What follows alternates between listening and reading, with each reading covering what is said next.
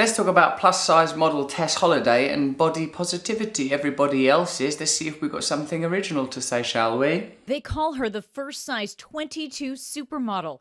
Tess Holliday appearing boldly on the cover of Cosmo UK. Thousands showing their support on social media. That's interesting. I suppose we've got such well-established ideas of what the cover of Cosmopolitan should look like that any challenge to those ideals is disruptive. I mean, this obviously has the air of one of those sort of self-eating serpent media stories where the media generate the story, then the media comments on the story. Also one of those things that has behind it a kind of commercial drive, like for example, Nike using that guy that took the knee. I read something in The Guardian today that's saying, well, the very fact that he can be used by Nike as an advert means that Nike have done their sums, and it's generally speaking positive, which is interesting because Trump is speaking out against him.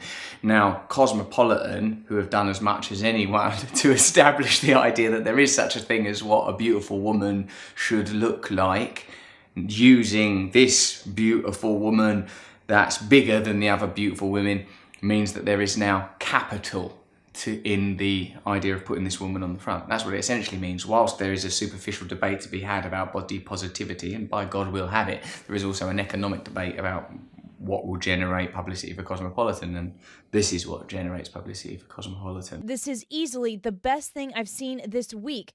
Major props to Cosmo UK for a genuinely body-positive cover. It's interesting, isn't it? Because in one way you think, yes, it is, because Cosmopolitan is a barometer of what beauty is, and if they incorporate this plus-size model onto the cover, then is expanding the idea of what beauty is. But the same way as when people say, oh, Meghan Markle being incorporated into the royal family is a positive thing for African Americans. Well, if the barometer is still Cosmopolitan, if the barometer is still the royal family, then you're not challenging the means by which beauty or power are measured. And if you don't change those means, then you won't make any significant changes. Piers Morgan took issue with the October 2018 cover, blasting her on Instagram, saying, apparently we're supposed to view it as a huge step forward for body positivity.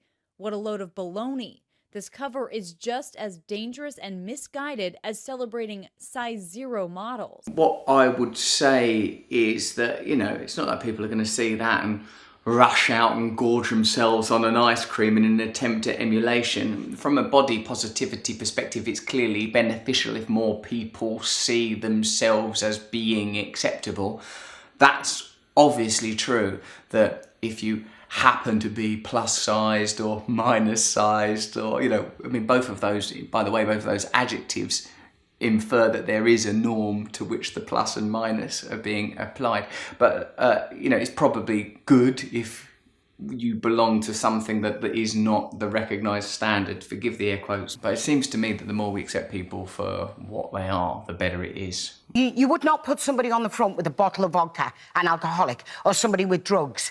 In a way you would, though, wouldn't you? Because we all have lionised drug addicts and alcoholics for many, many, many years. We would do that. We do that. You sort of see people sort of like all wan and helpless on the covers of rock and roll magazines continually.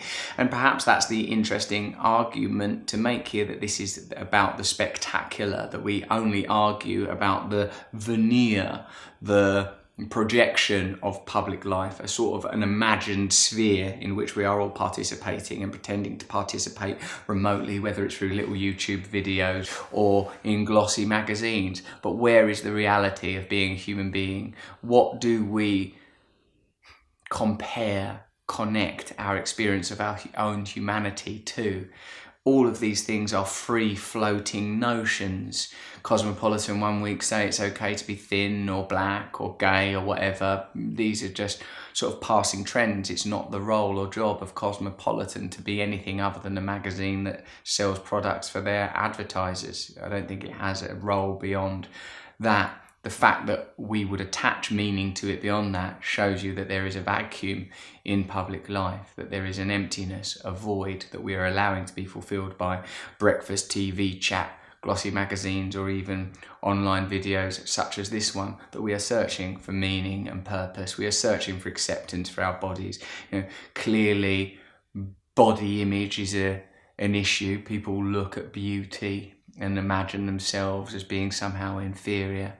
But this is not something that will ever be resolved by fashion, because fashion requires that we view these templates with yearning and with aspiration. Now that I'm on the other side and feeling better about my mental health, I'm able to actually say, okay, I want to like work out more, do this. Like, you know, you have to take care of your mental state before you can worry about anything else. Deep down, surely you recognise that this is a meaningless debate, that people feeling positive about their body regardless of what they look like is a good thing, that people being healthy mentally, spiritually, physically is obviously a good thing, and that ultimately you won't find resolution in the public sphere or through commercial organisations such as Cosmopolitan or whoever ultimately owns that, or GMTV or whoever ultimately owns that, or even me or whoever ultimately owns that, but only through some inner connection. It is good if people that are not typically beautiful recognise their own beauty. It is also important that people remain healthy, but I would argue most strongly that this is an artificial debate that exists sort of primarily within the world of commerce, aesthetics, lifestyle, not about the visceral experience of being human, being connected, having purpose and meaning, for which there is probably no public utensil that can serve you, only an inner connection to meaning, which can be assisted through community.